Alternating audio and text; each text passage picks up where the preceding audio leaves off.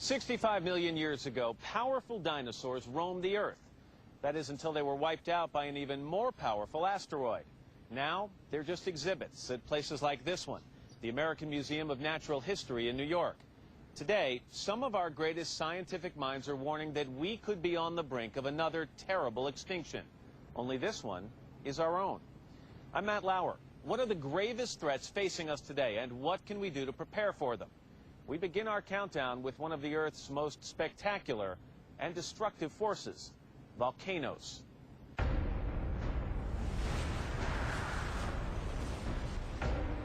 Volcanoes, the pressure valves of the Earth. Majestic to behold, their beauty belies the deadly havoc they can wreak.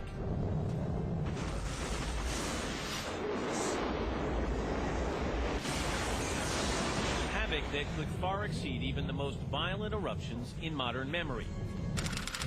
Super eruptions thousands of times more violent than when Mount Pinatubo in the Philippines blew in 1991, with a cloud of poisonous gas that reached 10 miles high. Or Mount St. Helens in the U.S. It erupted in 1980 with a force 500 times more powerful than the bomb dropped at Hiroshima and destroyed everything within 230 square miles. There are volcanoes all around the world that are ticking time bombs, including sleeping giants like Mount Vesuvius in Italy. Vesuvius is one of the most dangerous volcanoes on the planet, and that's not because it has the biggest eruptions, it's because it's sitting right in the middle of a massively urbanized area.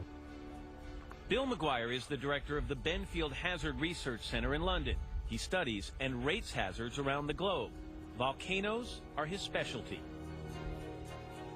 We have something like 700,000 people living in the so-called red zone here, and another 3 or 4 million people within range of the volcano itself. A huge eruption here could be catastrophic, and we know from history that it's very possible one could happen. The archaeological ruins of Pompeii, once buried under 20 feet of ash, provided the historical evidence. 2,000 people in this thriving ancient city were killed when Vesuvius awoke from a 700-year slumber in 79 A.D. About 1 cubic kilometer of magma was erupted in that eruption. The cloud probably reached 20 kilometers. The residents of Pompeii were quickly engulfed by a cloud of scalding hot gas and ash with temperatures of 500 degrees, traveling over 100 miles an hour. Their bodies buried beneath layers of ash, unearthed centuries later, frozen in time, perfectly replicated in plaster casts.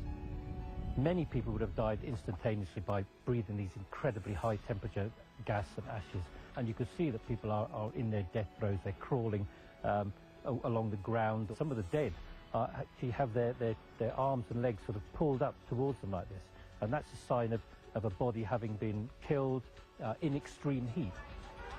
The people of Naples, a vibrant, crowded city in the shadow of this mighty volcano, continue to live here despite the risks.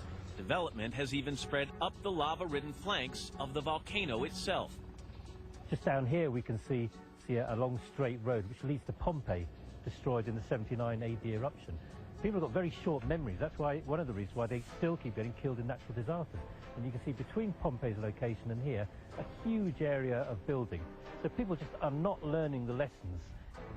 Giovanni Macedonio oversees the monitoring of Vesuvius. He says there are no signs it will erupt anytime soon, but frequent seismic activity below is a reminder that the volcano could spring to life anytime. Very, very much active, but nobody has a clue how long we might have to wait. Vesuvius is just one of 3,000 volcanoes around the world. Some of them dangerous not only because they might erupt, but because they might trigger other disasters, like Cumbre Vieja, a volcano in the Canary Islands. In 1949, during an eruption, the whole western flank detached itself and dropped about 4 meters. The worry is, at some point in the future, that whole mass of rock will fall catastrophically into the North Atlantic. If it does fall, Cumbre Vieja will trigger a tsunami far worse than any we've seen. Massive waves will travel all the way across the Atlantic, blanketing the entire eastern seaboard of the U.S. as well as South America. Low-lying coastal cities like Miami would be devastated when waves projected to be as high as 75 feet crash across the whole city, leaving everything but tall buildings underwater. Millions and millions of lives could be lost. While these scenarios seem dire, they actually pale in comparison with the threat of supervolcanoes. Volcanoes capable of eruptions so massive they can end life as we know it. Now, these eruptions are rare, about once every 500,000 years or so, but they can happen at any time. Supervolcanoes are ones that actually have had very, very large eruptions, and they're in areas that are somewhat unique, and so they tend to have larger eruptions. The largest known supervolcano on Earth is right in the continental U.S. at Yellowstone National Park. This scenic wonderland is actually a huge volcano. Its cone destroyed in a past eruption, so violent that the walls collapsed into themselves, leaving nothing but the valley floor. The amount of material erupted at Yellowstone 640,000 years ago is on the order of thousands of times more than what came out of Mount St. Helens in 1980. Jake Lowenstern is the head geologist in charge of monitoring Yellowstone. The geothermal activity here, famous geysers like Old Faithful, are an ominous reminder that this is a restless caldera, that the magma chamber needs to release heat so it doesn't explode. Another indication, between 1,000 and 3,000 earthquakes recorded here each year. The problem at Yellowstone is those are the kinds of activities that happen all the time there, and so they really don't give us much of an indication of whether Yellowstone is acting strangely or not. Volcanoes usually erupt in somewhat predictable intervals. Yellowstone has had 3 super eruptions in its history: 2.1 million years ago, 1.3 million years ago, and 640,000 years ago. If you actually look at the spacing, it's between 640,000 and 800,000 years. So we could have one next year. If another super eruption does occur at Yellowstone, the explosion will be so immense the ash and debris sent into the air will disperse across 2/3 of the United States. Everything within 1,000 miles will be buried under several feet of ash.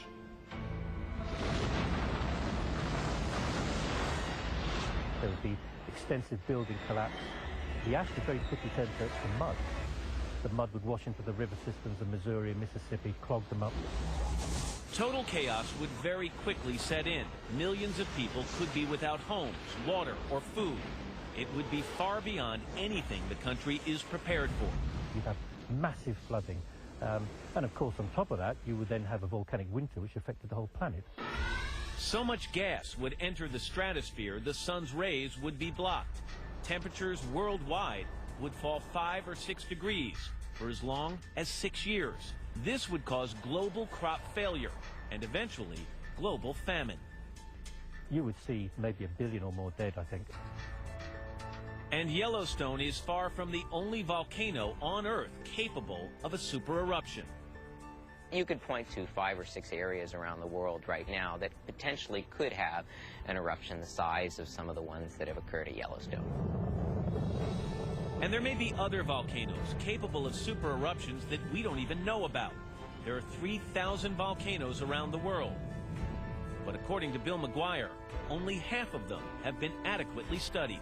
But we're only monitoring about 100 or 150 of them, so we don't really know what most of them are doing. That's because many volcanoes are in countries without the resources to monitor them. New technology like unmanned gas monitors, GPS, and INSAR, a satellite-based technology, is helping geologists keep a closer eye on volcanoes too dangerous or too remote to reach themselves. But we can't prevent volcanic eruptions. What we can do is use new technology to predict and try to prepare for the devastation to come.